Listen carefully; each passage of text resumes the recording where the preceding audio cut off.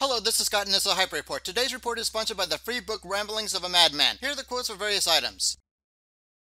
First, India's economy fails. India is the only BRIC economy that slipped down the World Economic Forum's ranking of competitiveness since 2006, though Russia and Brazil have drifted badly as well. India doesn't have the infrastructure to carry a modern economy and has done remarkably little over the years to reform their grid.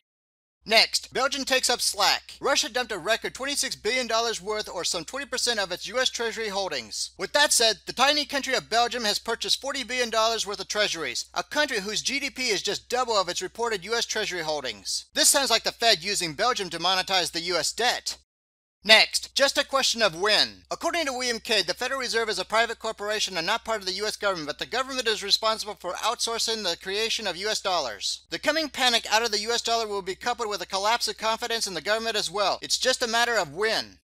Next, meat prices. According to the latest inflation data from the BLS, meat prices spiked by almost 3% in April, the most since November 2003. Time for a hedonic substitution from hamburger meat to rat droppings to keep the bogus CPI numbers in check.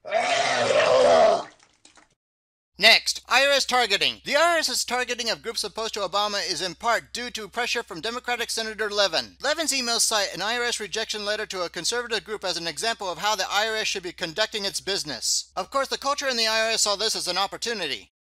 Next, VA hospitals. The Department of Injustice doesn't plan to investigate allegations that veterans that were placed on secret waiting lists at VA hospitals died while waiting for care, according to Holder. Perhaps the Department of Injustice is too busy to worry about those who actually kept their oath to defend the U.S. Constitution.